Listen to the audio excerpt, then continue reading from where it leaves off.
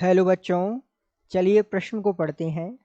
एक तत्व का इलेक्ट्रॉनिक विन्यास दिया हुआ है आपको 1s2, 2s2, 2p6, 3s2, 3p6, 3d5, 4s1 है।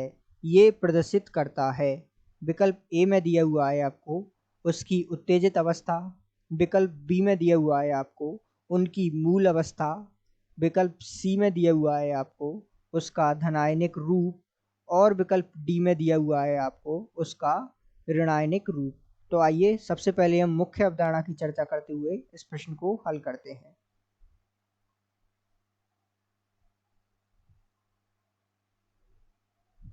तो ध्यान दीजिएगा, इस प्रश्न को हल करने के लिए सबसे पहले हम कुछ बातों की जानकारी होना आवश्यक है, जैसे कि इलेक्ट्रॉनिक विन्यास की जानकारी हमें इस प्रश्न को हल करने के लिए आसानी प्रदान करेगी।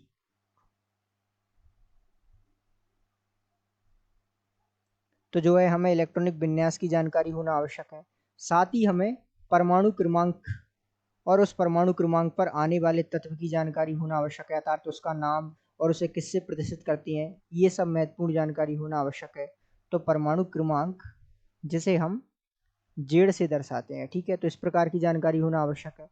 अब आइए आपको जो इलेक्ट्रॉनिक विन्यास दिया हुआ है इस पर चर्चा करते हैं। तो ये दिया हुआ है 1s2, 2s2, 2p6, 3s2, 3p6, 3d5 और साथ में दिया हुआ है 4s1।